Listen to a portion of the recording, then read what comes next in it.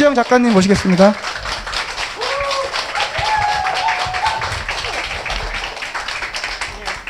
안녕하세요. 반갑습니다. 저는 심리 상담 전문가이기도 하고요. 잘 안 보이시나 보다. 예, 그리고 이번에 나는 왜 사람을 만나면 아플까라는 책을 낸 작가이기도 합니다. 이름은 이지영이고요. 이렇게 만나 뵙게 돼서 정말 너무나 반갑습니다. 네. 이렇게 여러분들하고 좀 제가 이렇게 쓴 책 그리고 저의 얘기를 하려고 오늘 이 자리에 나왔습니다. 제가 오늘 여러분들과 나눌 주제는 나는 왜 사람을 만나면 아플까라는 주제인데요. 이 주제의 내용을 잘 들여다보면은 관계의 고통에 대해서 이야기를 하고 있죠. 특히 이제 관계의 고통의 원인에 대해서 이야기를 하고 있는데 관계의 고통을 원인을 이렇게 들여다보다 보니까 결국 그 원인을 알게 되면 우리가 건강하고 행복하게 되는 그 방법을 저절로 알게 되더라고요. 그래서 오늘의 주제는 나는 왜 사람을 만나면 아플까이기도 하지만 또 한편으로는 우리가 건강하고 행복하게 관계 맺는 법에 대해서 여러분들하고 이제 길게는 배고프셔서 못할 것 같고요. 좀 최대한 제가 그래서 엑기스만 좀 뽑아갖고 갖고 왔습니다. 제가 이제 본격적으로 이야기에 들어가기 전에 제 얘기를 좀 전반부에 나누려고 해요. 그리고 이제 후반부에는 이제 제가 심리 상담 전문가로서 상담을 하고 있고 상담 심리학을 공부를 했기 때문에 거기에 그 내용들도 조금 여러분들하고 제일 지금 짧은 시간 안에 가장 나누고 싶은 주제를 좀 후반부에 다뤄드리도록 하겠습니다. 먼저 이제 제 얘기를 하려고 그러는데요. 제 책 주제가 나는 왜 사람을 만나면 아플까 제목이 그거죠. 그래서 저도 굉장히 관계의 고통을 크게 겪었습니다. 우리가 이제 관계의 고통 좀 큰 게 뭐가 있을까 하면은 혹시 떠오르는 거 있으세요? 관계의 고통? 네, 뭐라고요? 아, 시련. 예, 맞아요. 시련. 네. 그 얘기도 나옵니다. 예. 시련인데, 저는 좀 더 셌어요. 저는 뭐냐면 이혼의 아픔을 겪었어요. 그러니까 제가 지금 이제 40대 중반인데, 결혼을 또 일찍 했어요. 게다가 20대 한 중반에 결혼을 해갖고 한 만 8년 정도의 이제 결혼 생활을 끝내고 그리고 이제 이혼을 했습니다. 그래서 그때는 제가 지금은 이제 상담 심리학을 공부를 했기 때문에 저 자신에 대해서 좀 통찰할 수 있는 사람이 됐는데 그때 당시에는 뭐 통찰 뭐 이런 게 없이 그냥 너무 당연히 아프죠. 너무 아팠어요. 그래서 그 이제 아픈 상태로 있다가 아픈 상태에다가 그 전에부터 제가 이제 이렇게 저를 들여다보니까 제가 좀 정신 건강 상태라고 해야 되나 그게 이렇게 튼튼한 사람은 아니었더라고요. 그러니까 약한 자의 사람이었어요.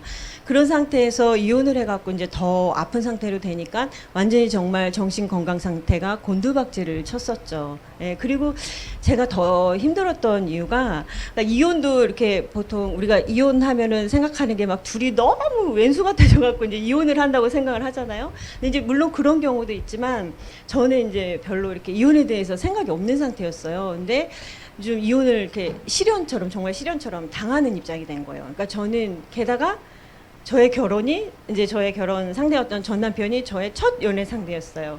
그러니까는 첫 연애 상대와 연애를 하고 결혼을 해서 총 커플 관계가 한 10년 정도 이렇게 있었는데 이혼을 마음의 준비도 안 한 상태에서 하게 되니까 정말 큰 시련의 상처로 다가온 거예요. 그래서 연애 경험이 없었기 때문에 물론 제가 아마 연애 경험을 했어서 시련을 당하고 또 당했으면 좀 나았을지 어떨지는 모르겠는데 첫 시련이었기 때문에 정말 너무너무 힘들고 막 버림받음의 느낌도 너무 컸었어요. 그래서 정말 그때 정신 상태가 완전히 정말 바닥을 칠 때였죠. 그래서 그 이혼 후에 이렇게 막 그렇게 힘들 때 이제 또 어떤 사람을 만나게 됐어요. 근데 그때는 몰랐죠. 근데 이제 지금 이렇게 보면은 제가 사람들이 이렇게 커플 관계를 들여다보니까 내가 갖고 있는 정신 건강 상태와 비슷한 사람들끼리 항상 만나요. 보면은 예, 그래서 끌어당기면 법칙처럼 꼭 그렇게 만나요. 그래서 제가 이제 그때 만났던 사람이 제 인생의 거의 최악의 상대였죠. 네, 그래서 심리학에서는 그런 이제 좀 참 사람을 이렇게 무슨 병증으로 분류하는 게 좀 안타깝긴 하지만 이제 성격 장애라고 하는 사람들이 있어요. 그래서 제가 만났던 사람이 그런 사람이었어요. 그래서 한 만난 지 한 달, 두 달 이렇게 돼 가는데 되게 힘든 거예요, 관계가. 행복하지도 않고. 그러니까 처음에는 이 사람이 저한테 호감을 갖고 막 접근을 했는데, 한 2주, 3주, 이제 그때는 되게 좋았죠. 잘해주고 막 좋았어요. 시간이 조금 지나고 나니까, 뭔가 자꾸 마음이 불편하고 힘든데, 뭐 때문에 그런지를 모르겠는 거예요. 그러니까 제가 연애 경험이 그 한 번밖에 없다 보니까, 이게 뭔지를 감을 못 잡겠더라고요. 너무 지식이 없으니까. 그래서 이제, 그 당시 제 판단에 저 사람이면 똑똑해서 나에 대해서 좀 내 상황에 대해서 나한테 설명을 해줄 수 있겠다라는 사람을 찾아갔어요. 그래서 각각 2명을 찾아갔어요. 똑똑해 보이는 사람 2명. 이제 그 사람들한테 내가 이런 지금 커플 관계를 맺고 있는데 좀 힘들다라고 얘기를 했는데 그 2 사람한테 온 피드백이 너무 충격적이었어요. 둘이 똑같은 얘기를 하는 거예요, 저한테. 뭐라 그러냐면 제가 이용당하고 있다는 거예요. 그러니까 저는 제가 이용당하는 건지를 몰랐어요. 그러니까 너무 그 커플 관계가 없다 보니까. 그리고 그 후에 제가 깨달은 게 내가 무시를 당해도 함부로 대해줘도 그런 것조차도 느끼지 못하는 사람이, 그러니까 무시나 함부로 대해지는 거에 굉장히 익숙해져 있어서, 그러니까 고통이나 불행에 익숙해져 있는 사람들은 자기가 고통이나 불행을 겪어도 그렇다는 걸 잘 인지를 못해요. 그러니까 남의 얘기처럼 들리실 수 있을 것 같은데 실제로 그런 사람들이 굉장히 많으세요. 자기에 대한 아직 통찰이 안 돼 있으면. 그래서 이제 너무 그게 충격적이었어요. 그래서 저는 그때 당시는 이혼보다 더 충격적이었던 게 그 커플 관계였어요. 내가 이용을 당하고 있는데 이용당하고 있는 걸 모른다는 거. 그래서 그 이제 얘기를 듣고 나서 이제 커플 관계가 정리가 되고, 그리고 네, 더 이상 이렇게 살면 안 되겠구나, 나를 바꿔야 되겠다라는 생각이 들었어요. 그래서 처음에 이제 그 당시 제가 나를 바꾸기 위해서 뭘 할까 하고 이렇게 막 살펴보는데 이제 요가랑 인연이 닿았어요. 그래서 요가 수업을 들으러 갔는데 그 요가 선생님이 이제 요가랑 단전호흡을 같이 하시는 분이었어요. 그리고 그 단전호흡 하는 단체에도 몸을 담고 계신데, 그 단전호흡 단체가 마음에 관한 뭐 프로그램 이런 것들도 좀 고액의 프로그램 하는 곳이었거든요. 근데 그 당시 저는 너무 절실해서 그냥 요가 선생님만 믿고 열심히 막 따라다녔어요. 그래서 몸 수련도 엄청 열심히 하고, 요가 수업은 그냥 거기 가서 듣는 거에만 그치는 게 아니라 요가 선생님이 저한테 집에 가서 숙제를 따로 내주셨어요. 그러니까 108배부터 시작을 해서 나중에 360배까지 했어요. 360배는 1시간이 넘게 걸리는데 제가 그걸 매일 했어요, 한여름에. 정말 이렇게 하면은 바뀌지 않을까 싶어서. 그래서 이제 그 당시 저의 이제 지식으로는 몸 수련을 굉장히 열심히 하다 보면, 그리고 이제 몸이 강인해지면 마음도 강인해져서 내가 이 모든 고통으로부터 해결되지 않을까, 이런 막연한 좀 생각을 갖고 있었던 것 같아요. 그러면은 집착을 내려놓거나 비운다거나 이런 표현들 좀 많이 듣잖아요. 그래서 내가 그런 상태가 돼서 감정에도 흔들리지 않고 막 편안한 사람으로 살 수 있지 않을까, 그런 마음으로 정말 한 2, 3년을 굉장히 열심히 따라다녔던 것 같아요. 예. 그리고 이제 그 요가 선생님이 하시는 그 수련, 몸 수련 외에도 그 당시 이제 제가 또 책도 굉장히 막 손에 닿는 대로 다 읽었어요. 그래서 유명한 영성가들의 책부터 시작해서 인도나 티베트 이런 데 스님들, 그런 책도 읽고, 뇌과학자 책부터, 이제 채식하시는 분들 조금 관심이 있을 수도 있겠지만 영적인 그런 인디언이나 원주민들 이런 사람들의 얘기까지 정말 손에 닿는 대로 책을 다 읽었어요. 근데 이런 책을 읽으면 이제 막 아는 거는 늘어나잖아요. 막 지식은 늘어나죠. 그래서 어떻게 그런 책을 쓴 사람들이 어떤 경지에서 산다, 이런 걸 이제 막 보면은 나도 이렇게 살고 싶다. 그리고 이런 삶이 되게 좋은 삶이구나, 멋진 삶이구나, 이제 이런 생각을 갖게 되죠.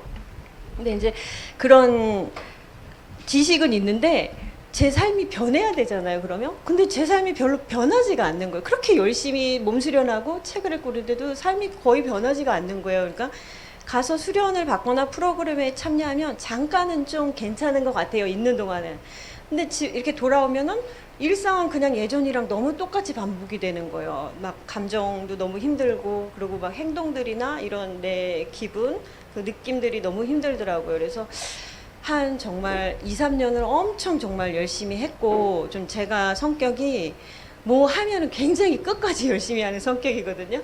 시키는 대로 잘하는 모범생 타입이에요. 그래서 정말 요가 선생님 시키는 대로 너무너무 열심히 했는데 하는 거에 비해서 이렇게 제가 바라는 소득이 너무 없는 거예요. 그래서 하다가 좀 이건 아닌가 그래갖고 이제 요가 선생님하고 이렇게 좀 이제 인사를 하고 그리고 이제 2년을 이제 마무리하고 그리고 이제 나오게 되었죠. 그래서 이제 그렇게 요가랑 그다음에 이렇게 뭐 책 읽는 것들을 좀 마무리하고 근데 그거는 저의 개인의 경험이기 때문에 또 아마 다르실 거예요. 사람에 따라서 또 배우는 분들이 있고 또 거기서 도움을 얻으시는 분들도 있을 텐데 저 같은 경우는 그랬어요. 그래서 이제 거기 2년을 마무리하고 이제 나와서 또 이렇게 막 책을 좀 찾아보는데 그때 닿았던 책이 이제 자기 사랑에 관한 책이었어요. 거의 한 10년 전이니까 그때 당시만 해도 자기 사랑에 관한 책이 이렇게 많지는 않았어요. 그래서 그 책을 읽는데 되게 좀 너무 좋기도 하고 그 책 읽으면서 엄청 눈물도 많이 흘렸었어요. 그리고 그때 당시 제가 이제 싱글맘 상태에서 진로도 좀 정하지 못한 상태였고 그래서 심리학을 좀 공부하고 싶다라는 좀 막연한 생각이 들었었어요. 근데 그 책의 저자가 상담 심리학을 가르치는 교수님이셨어요. 그래서 저는 상담 심리학이 뭐 하는지도 잘 몰랐어요. 상담이 뭐 어떻게 하는지도 잘 몰랐고 근데 그냥 막연히 괜찮아 보여갖고 네, 제가 좀 관심이 있고 괜찮을 것 같아서 일단은 이 교수님한테 가서 한번 배워보자. 그럼 뭔가 좀 달라지지 않을까? 네, 그런 마음으로 이제 대학원에 지원을 했고 다행히 이제 대학원에 입학을 하게 됐어요. 그래서 이제 제 인생에서 이제 상담 심리학 공부가 시작이 된 거죠. 그래서 그 상담 심리, 그러니까 심리 상담을 하는 사람들과 그다음에 이제 정신과 의사들은 비슷해요. 이렇게 저희 상담하는 뭐 공부하는 내용도 비슷하고 이렇게 오시면은 저희가 상담하는 방식도 비슷하고 공부하는 이제 뭐 방법이라든가 이런 여러 가지 내용들이 다 비슷하게 배우는데 이제 정신과 의사는 다른 부분이 이제 처방을 하실 수가 있죠. 약 처방을 할 수가 있죠. 근데 이제 저도 이렇게 저를 찾아오시는 분들 내담자라고 얘기를 하는데 이제 내담자들 만나서 상담을 하고 이렇게 그런 공부들을 했어요. 근데 이 상담 심리학 공부가 뭐냐면 일단 아프신 분들이 오시잖아요. 마음이 아프신 분들, 그래서 관계에서 고통을 받는 분들이 커플 관계나 뭐 여러 가지 관계로 힘들어서 오시는 분들도 있고, 그리고 뭐 부모 자식 관계, 가족 관계, 그 다음에 이제 감정이 이렇게 너무 쌓이고 힘들어져서 그게 이제 병증으로 뭐 우울증이라든가 공황증이 요즘에 워낙 많죠. 그런 이제 아픔 갖고 오시는 분들도 있고요.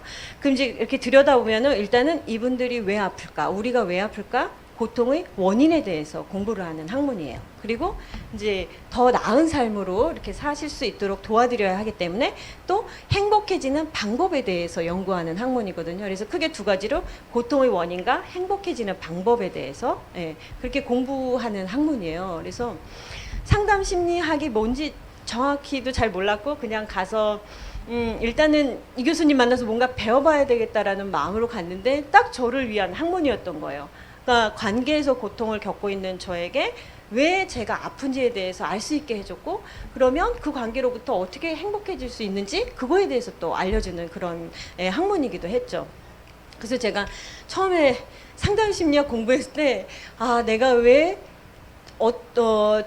참 저런이라고 표현하면 미안한데 저런 전 남편을 만나게 됐을까? 네, 그리고 왜 커플 관계에서 힘들었을까? 그리고 왜 결국 이혼까지 갈 수밖에 없었을까? 이거를 다 이해를 할 수 있게 돼서 너무 속이 시원했어요. 그리고 그 다음에 이제 제가 했던 게 원인을 이해하고 나서 저는 목표가 좋은 상담사가 돼서 내담자들을 치유하는 목표도 있지만 일단 저한테 더 급한 건 제가 행복해지는 거였어요. 그래서 저를 어떻게 하면 행복하게 할지에 대해서 굉장히 좀 많이 공부를 하고 그리고 좀 용기를 내서 적용을 하는 그런 상태까지 이르게 됐죠. 그래서 그 심리 상담 공부하시는 분들이나 아니면 이제 정신과 의사분들 중에 실제로 본인이 자기 삶에 적용을 해서 자기를 변화시키는 노력을 하시는 분들은 제가 보기엔 그렇게 많지는 않은 것 같더라고요. 그냥 일단은 찾아오시는 분들 치유하는데 많이 이제 애를 쓰시는데 저 같은 경우는 좀 제가 먼저 급했기 때문에 용기를 내고 의지를 내서 저를 행복하게 하는 그런 이제 좀 노력을 많이 기울였습니다. 그래서 그렇게 하면서 한 수년에 이렇게 시간이 흘러서 이제 훨씬 더 건강해진 사람이 됐어요. 그래서 그거를 좀 비교를 해드리려고 해요. 그래서 심리학을 공부하고 달라지기 전에 제가 이제 어떤 사람이었냐면은 그러니까 사람을 뭐 약하다 튼튼하다 이렇게 좀 규정 짓는 게 좀 사람에 대해서 좀 죄송하긴 한데 이게 이해시키기 위해서 좀 표현이 그나마 좀 이게 난 것 같아서 제가 그냥 약한이라는 표현을 썼거든요. 그래서 제가 이제 약한 자아일 때 저는 첫 번째로 감정 기복이 심했습니다. 그래서 이제 감정 기복이 심하다는 게 이게 좀 상대적일 수가 있는데 요렇게 얘기를 하면 더 좀 이해가 쉬울 것 같아요. 감정에 많이 끌려다니는 사람이었어요. 그러니까 감정이 뭔가 이렇게 사건이 일어나면 그 사건에 대해서 붙잡고 늘어져서 점점 파고들죠. 얘 혼자 막 증폭을 시키죠. 그래서 이제 막 더 우울해지고 더 화가 나고 더 슬퍼지고 이렇게 이제 감정을 갖다가 내가 자꾸 증폭시키면서 감정에 끌려다니면서 힘들게 그렇게 살았죠. 그러면은 그 다음에 나타나는 행동이 뭘까요?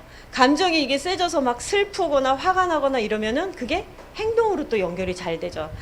특히 이제 커플 관계 같은 데서 나한테 무슨 얘기를 했는데 막 화가 났어요. 그럼 혼자 막 증폭을 시켜갖고 결국은 이제 뭐 전화를 하거나 카톡을 보내서 이제 막 하면은 안 될 말들을 하죠. 센 말들, 막 상처 주는 말들을 하고 하기 전에 분명히 야 이거 하면 후회할 텐데 라고 생각을 하면서도 조절이 안 돼서 그냥 해버리는 거죠. 그러고 나서 당연히 결과가 좋을 수가 없죠. 제가 고운 말이 안 나갔는데 그쪽에서 고운 말이 올 수가 없죠. 그러면은 서로 더 상처를 주면서 싸우고 결국은 더 상처에만 남은 상태로 끝나는 그런 행동 패턴을 많이 보였었죠. 그리고 또 하나 이제 이것도 우리가 많이 보여지는 모습인데 자기 비난의 모습도 굉장히 많았어요. 그러니까 제가 이제 완벽주의의 성향이 있었기 때문에 뭐 완벽주의면 이루 말할 수가 없죠. 계속해서 스스로 계속 체킹하잖아요. 체킹하면서 너 이거 잘못했어, 너 이거 잘못했어 계속 얘기하죠. 그래서 자기 비난도 심했고 이런 상태에 있으면은 이런 상태의 사람들의 에너지는 당연히 슬프고 우울하고 다운될 수밖에 없죠. 그러면 그 에너지에 맞는 노래를 주로 듣게 돼요. 제가 노래 듣는 걸 굉장히 좋아하는데 그러니까 주로 막 우울한 노래, 슬픈 노래, 실연당한 얘기, 막 슬픈 노래 그런 가사들만 맨날 듣고 있는 거예요. 그래서 저는 제가 그런 노래들을 주로 듣는지도 몰랐는데 그 친구가 그 얘기를 하더라고요. 너 왜 이렇게 우울한 노래만 듣냐고. 그래서 이제 그 당시 몰랐지만 내가 되게 우울한 노래를 듣는 사람이구나. 근데 그게 결국은 내가 갖고 있던 주 에너지들, 그 에너지들과 연결된 그런 당연히 그럴 수밖에 없어요. 내가 갖고 있는 에너지하고 다들 연결이 돼. 사람이든 노래든 이렇게 행동들이든 그래서 우울한 노래를 많이 들었죠. 그러니까 이게 기본적으로 사람이 약하잖아요. 약하면은 세상이 너무 두렵죠. 사람 만나는 것도 너무 두렵고요. 그러면은 이 험난한 세상, 이 힘든 세상을 어떻게 살아갈까? 나 혼자 살기 힘들다라는 생각이 들죠. 그러면 누가 필요하냐면 구원자가 필요해요. 구원자를 찾으러 다니시는 분들도 많으세요. 그래서 그러니까 물론 이제 사람이 건강한 의존은 필요해요. 근데 건강한 의존이 아니라 유명한 사람들 찾아가서 뭐 어떻게든 이제 그 나한테 도움이 되는 얘기를 듣는 것까지는 괜찮은데 뭔가 나의 인생에서 나를 구원해줄 구원자를 찾는 이런 모습들을 갖게 되죠. 그래서 이제 이런 모습을 우리 심리학에서는 이제 수동성의 모습이라고 해요. 그래서 뭐 상담을 하러 오시는 내담자들뿐 아니라 제 생각에는 많은 분들이 수동성의 모습에 많이 지금 상태에 계신 것 같아요. 그래서 이 단어가 제가 노예라는 단어 처음에 들었을 때는 너무 쇼킹했어요. 아니 노예 너무 이거 센 얘기 아니야? 그랬는데 이제 저나 이런 수동성에 있는 사람들을 노예라는 표현을 하더라고요. 근데 노예 뭐 그렇다고 노예까지 했는데 노예의 삶이라는 게 결국은 내가 주체적으로 살기보다는 끌려다니는 삶을 사는 모습이 노예의 삶이죠. 저는 이 얘기를 철학자 강신주 씨 팟캐스트에서 들었었는데 그때만 해도 설마 이게 제 얘기일 거라고 생각을 못했는데 보니까 많은 사람들이 주체적으로 그리고 자기 사고가 이제 타인에 대해서 무조건적으로 수용하는 게 아니라 비판적인 사고를 할 수 있어야 되는데 그냥 끌려다니는 그런 노예의 삶을 살고 있는 거예요. 그래서 그러니까 저는 사람들이 애기 씨로 길러줬으면 좋겠는데 우리가 어렸을 때부터 무수리 같은 이런 존재로 많이 길러졌다는 이런 좀 일단은 뭐 저라고 얘기를 할게요. 뒤에 가서 좀 다시 얘기를 해야 될 것 같은데 이런 삶을 제가 살았다는 것을 깨닫게 됐죠. 그랬다가 이제 상담 심리학을 공부하고 적용을 시키면서 이제 자아가 점점 어느 순간 확 바뀌지 않아요. 점점 이제 튼튼한 그런 자아를 가진 사람으로 바뀌어가고 있고 지금 그런 상태인데, 그렇게 되니까 이제 첫 번째로 변한 게 감정 기복이 심한 게 훨씬 줄었어요. 그래서 감정이 되게 그러니까 편하다고 해서 분노를 못 느끼거나 슬픔을 못 느끼거나 이런 의미가 아닙니다. 우리 분노하고 슬픔 잘 느껴야 돼요. 그 분노, 슬픔 잘 느끼면은 되게 유치한 사람이 이렇게 보는 시각들이 많은데, 오히려 분노하고 슬픔을 잘 못 느끼고 눌러서 그게 쌓여서 막 우울증 이렇게 공황장애 오셔갖고 찾아오시는 거거든요. 그래서 우리는 감정을 잘 느끼는 게 중요해요. 예. 그래서 저가 제일 힘든 게 감정 느끼는 거예요. 저도 워낙 감정을 억압하고 산 사람이라. 그래서 아주 잘 느끼진 않아요. 지금 제가 지금 중간도 안 될 것 같아요. 감정 부분은. 근데 어쨌든 예전보다는 좀 잘 느끼는 사람이 됐어요. 특히 저 좋은 감정은 좀 더 빨리 느끼게 됐어요. 좋은 감정도 되게 힘들어 하시는 분들도 있어요. 그냥 기뻐요라고 얘기하는 것도 힘들어 하시는 분들도 있어요. 예, 그 말조차 꺼내는 게 너무 오글거리고 힘들어 하시더라고요. 그러니까 더더군다나 분노 같은 거는 표현하는 걸 더 힘들어 하시고요. 예, 그래서 감정을 잘 느끼면서도 감정을 제가 예전에는 끌려다녔다고 했잖아요. 끌려다니면은 이게 무슨 얘기냐면, 이렇게 내 감정이 어떻게 흐르는지, 내 생각이 어떻게 흐르는지 이렇게 볼 수 있는 상황이 안 된다는 얘기거든요. 근데 이렇게 공부를 계속 상담 심리학 공부를 하고 인간에 대해서 좀 이렇게 지식이 마음에 대한 지식이 쌓이다 보니까 뒤로 물러서서 이렇게 보이기 시작을 하더라고요. 그러면 생각이나 감정이 이렇게 좀 떨어져서 내가 어떻게 흘러가는지를 볼 수가 있어요.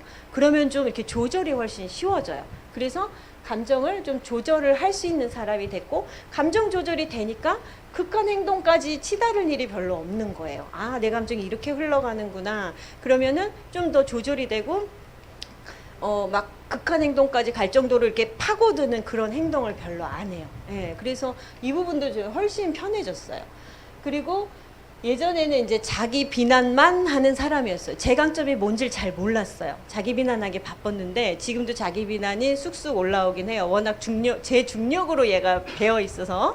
근데 이제 지금은 자기 강점에 대해서도 좀 들여다볼 수 있는 사람이 됐어요. 그리고 내담자분들 오시면은, 내담자분들도 저랑 너무 비슷하세요. 자기 비난은 엄청 잘하세요. 얘기 시키지 않아도 너무 잘하세요. 근데 자기 강점 하나도 모르세요. 그래서 강점 이런 거 이런 거 너무 좋으시다, 잘하신다 이렇게 얘기 드리면은 이제 안 믿으시죠, 처음에는. 아, 기분은 좋은데 안 믿겨요, 이렇게 하시는데, 시간이 지나면은 이제 받아들이시면서 그때부터 이제 좀 변화가 일어나기 시작을 하더라고요. 그리고 노래도 제 에너지가 바뀌니까 당연히 슬픈 노래보다는 뭐 진취적인 가사의 노래들, 이런 노래들을 많이 듣게 됐어요. 그래서 제가 제일 행복했던 건 이거예요. 아, 내 구원자는 나구나. 다른 사람이 필요 없구나의 상태가 된 거예요.